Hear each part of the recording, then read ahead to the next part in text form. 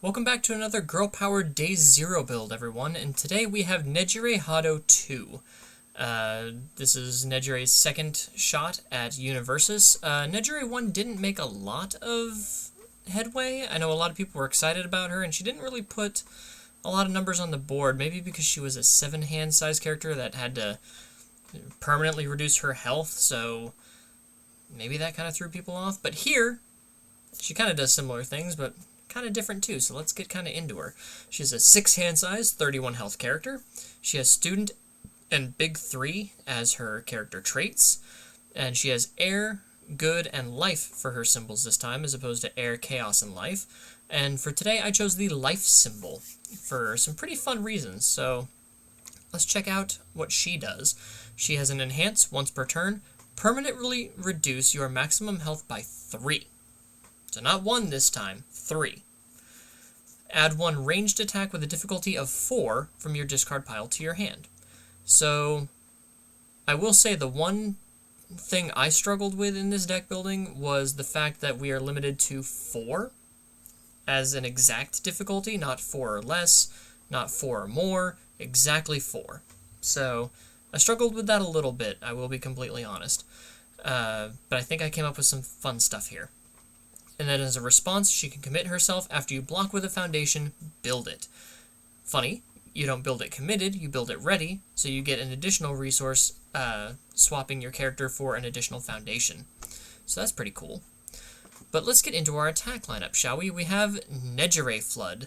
This is her ultra rare, it's a 5/3. Every single one of these attacks is going to have ranged on it, just so we can guarantee use her ability as much as possible. As an enhance, we can gain 2 health, and then if we are at our maximum health, this attack is plus 3 damage, becomes a 5/6. Now, if we have, say, used this attack, or her enhance, 3 times, that's 9, that puts us at 22 as our maximum health. So if we're at 20 health, and then gain plus 2 health here, technically, we are at maximum health. Because we're lowering our permanently lowering our maximum health, so that the lower we are, the more often this gain 2 will actually give us the plus 3 damage as well. And then as an enhance, our rival commits 1 foundation for each ranged attack in our card pool. So it's pseudo stun, but it can be more than 2, 3, maybe even 4 if we're stringing out wide enough, which can really do a lot to end games. Then we've got Instant Shining Flash. This is a 4 for 4. We can, as an enhance, flip a foundation. Our next attack we attempt to play gets -1 difficulty. Well, our next card, but we're usually using this to extend our attack string, which is really cool. And then as a response, after we play it, our rival spends a momentum. This can be played on both offense when you play it as an attack, or defense by playing it as a block. And the fun thing about Nejire is this once per turn enhance is not limited to our turn. We can do it on our rival's turn too, so that we can pick up blocks.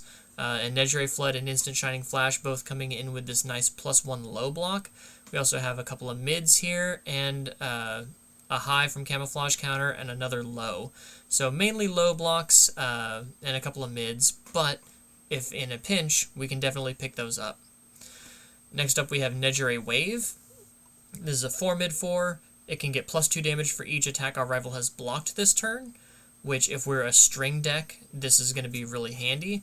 And as a response, when we play it as an attack, we can spend a momentum to force our rival to commit 3 foundations, which is a great way to either open, since all of our attacks are going to be 4 difficult, except for Leaping Tongue Lash. So we can either open with this and force them to commit 3 automatically, or we can save that to make this kind of a kill attack. If our rival's blocked like 3 attacks already, that makes this a 4 mid 10 that can then commit 3 foundations on response as well. So a 4 mid 10 that was stun 3 for a 4 difficulty move. That's nuts. I really like that. And for a rare, I think the rate is pretty good. Next up we have Single Spiral. This is a 3/5. As an enhance, we can lose a health. If it's blocked, we draw 2 cards and discard 2 cards. So this is a way to filter our hand if our rival doesn't want to take 5+ damage, or we can just threaten, hey, you're just going to take 5+ damage, or maybe I get more cards. Maybe I discard an attack, play an attack, and then lose 3 health to pick that other attack up.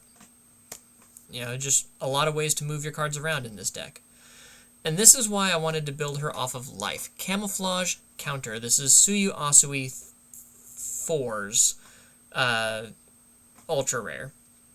It's a 2-low 4. It's got stun 1, which is nice. So you can force your rival to commit a foundation.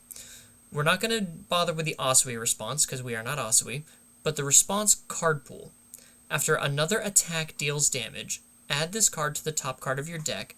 Your next check to play a card gets +1. So this is really, really cool. And we're going to skip ahead a little bit, because as a response, after another attack deals damage, so this already has to be in our card pool, something we've played, but then if our instant Shining Flash deals damage, we can add this to the top card of our deck, or add this to the top of our deck, and our next check's going to get +1.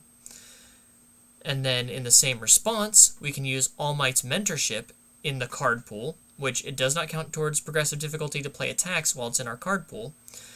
And then if our attack does damage, we can draw 1 card and discard 1 card. So we play Camouflage Counter. We play another attack. That attack deals damage. Put Camouflage Counter on top, draw it with All Might's Mentorship, discard a card. Play Camouflage Counter. If we have 2 Camouflage Counters, we can loop this. As long as that attack deals damage. This becomes another one of the All Might's Mentorship infinite loops, kind of like the Award the Victor Hardened Fury loop. But we can do it with just 2 Camouflage Counters. Our rival doesn't have a low block. We can cycle these over and over and over as many times as we have extra cards in our hand to discard. And with all the free draw in this game right now, you can guarantee we're going to be able to do that. And if this is in our discard pile, we can pay 3 health to pick it up. That's an additional card we have in our hand. And every time we play one of these, we have stun 1, forcing our rival to commit more and more foundations. A really tricky and really fun way to just, if we're throwing a bunch of these high attacks, so our rival doesn't want to take 6, they don't want to take 4, and then just throwing a bunch of lows, or Leaping Tongue Lash is also a high. So just mixing up our zones and then just getting this loop going to just really see how many attacks we can throw in a turn is really, really cool. And then our final attack is Leaping Tongue Lash. It's a 4-high 5. It just says our next charge or ranged attack will get +2 speed and +2 damage. So it's the only non-4 diff in our suite of attacks, but it does give 2 speed and 2 damage guaranteed to our next attack, which is really neat. It's really good for helping some of these attacks push through, like Nejire Flood becoming a 7-high 5, which can then gain 3 more damage. Nejire Wave can become a 6 mid 6 that can get a bunch more damage and force 3 commits. Single Spiral's a 5-high 7, really forcing our rival to want to deal with that at that point. So while this one might not be, you know, most acceptable to play as like your second attack, if you start with like a Camouflage Counter, play this, and your rival can't deal with this one, then our next Camouflage Counter is going to become a 4-low 6, which is good. So kind of the odd attack out, but like I said, I think the 4 difficulty being a necessary thing for Nejire Hado kind of limited me to how many good 4 difficulty attacks I could play, and I had to play at least 1 5. So it's there, but it gives 2 speed, 2 damage to our next thing, which is great. Moving on to assets, we have Airy, because sometimes you just need to survive an extra attack, and it allows us to go into our rival's turn with 1 extra readied foundation. And like I said, you can remove Airy, spend a momentum, reduce the damage of your rival's attack to your current health -1, and since we're going to be paying down our health, that's a safe thing to want to have on board. As is It Unbox.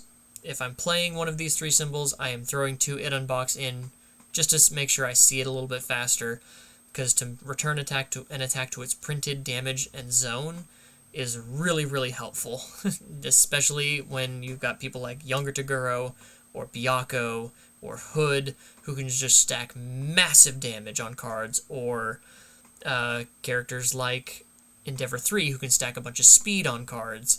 It's or any of these Armor of the Wolf decks, that if you can time an it unbox just right and just set it back to a 5 mid 5, you're golden.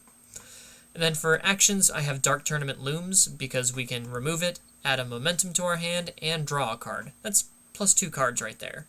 So we want to see as many cards as possible. We pick up a free attack every turn, and just making sure we're stringing out as far and wide as possible, hopefully getting this camouflage counter loop going.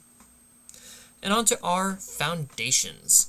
We've got Refreshing Blend, which allows us to spend a momentum to gain 2 health, which, as someone who lowers our health, we want to make sure that we're keeping up to that maximum. Or we can spend a momentum to ready a foundation that has not been readied this combat phase. Both of these effects, really handy, really good, both played on offense and defense. Curious about quirks, free draw. Our rival plays their character ability, we draw. There we go. Fruit Tart Gourmand. So this is a fun one. We can commit it to change this attack zone to high. If it's completely blocked, we build the top card of our deck face down. So we can change our low to a high if we're just trying to zone overload to make sure that our attacks are landing. Or we can change our rival's attacks to high, lose 3 health to pick up a camouflage counter and block with it. So there's that, and then that would build us a face-down committed foundation for our next turn. Then we've got Size Specialist. This card is another reason I wanted to build Nejire off of life. I think this is a dope combo. So Size Specialist says, as a response, you add it from your stage to your hand. After you block with a foundation not named Size Specialist, build it. It's a free copy of Nejire's response. So you can block with a foundation, add Size Specialist to our hand, build that foundation ready. Block with Size Specialist, commit Nejire, build Size Specialist. Block with another foundation, add Size Specialist to our hand, build that other card. That's 3 cards that we blocked with that all cleared on progressive difficulty. 3 blocks, and we have no progressive difficulty because we had 1 Size Specialist in our stage. That's wicked. I mean, granted, we're having to block with our foundations, but we can do that. That is wicked. I love this loop. I love this idea. And honestly, if both of these two, I know Komori shares water with this card, but if Nejire had water, I would absolutely be trying to do a Size Specialist mushroom counter loop so I can just keep blocking forever with these cards. It's really, really neat. Then we have Classmate Support. Excuse me. Classmate Support, which turns itself from 1 foundation into 2, as long as our character's committed, because if our character's committed, after you make a check, it gets +2 as a response for committing this. Pretty solid. We have Clasp Membership, which says as a flip cost, after we partially block an attack, we get to gain 2 health, which helps with these mid blocks that we're throwing with Size Specialist. We have Shameless Haggler. We get to flip it, discard a card, draw 1 card, gain 2 health. Again, trying to keep our health as high as possible. Our rival's then allowed to draw a card and gain 2 health, and if they do, we draw another card and gain 2 more health. I love playing this ability on offense because it tells my opponent, go ahead and gain, I'm gonna kill you anyway. No one wants to be giving your opponent 2 draws and 4 health on their turn. But it's also fun to do it on my rival's turn to fill my hand up with blocks if need be. We have Immortal Shapeshifter. This can destroy foundation for +1 damage, keeping us out of deadlock. And as we destroy our foundations, we can check 5s, and if we check a 5 as a response, we get to gain 1 health after one of our foundations is destroyed. Resting Up is good defense. After our character's committed, we can commit this for -3 speed. Otherwise, it's commit for -2 speed. Keiko's Aid is just an amazing defensive piece. Imagine blocking with a Keiko's Aid, commit Nejire to build the Keiko's Aid, and then flip that Keiko's Aid to give your rival's next attack +2 difficulty. This Nejire, even though she's paying the 3 health to reduce her maximum health by 3 to pick up her attacks, This Nejire is going to be really hard to kill with all of the life gain that you're going to get. We can't permanently increase our health. We're not, what's his name, Kamui Woods, but just the sheer amount that she can build her defensive foundations in by blocking with them, and then, in that same window, flip them like Keiko's Aid for +2 difficulty to our rival's next attack is really solid. We have Syndicate Target. It's a +0 low. It's a 6 check. We can block with it, lose a health, build it down. We have number 10 Pro Hero. It's a 1 high block. We can block with it, build it down. It's a 6 check. Helps with our strings. We have Vast Strength. We have a Ryukyu form that we're not going to use because we're not Ryukyu, but as a response, we can remove it. After an attack is played, it loses all non-keyword abilities. This was great for Mop Strike because you could get rid of all of the discarding and drawing. It's good for cards like 80% power to protect your foundations. It's good for cards like Battle Aura Release, so they don't get the draw or the extra damage.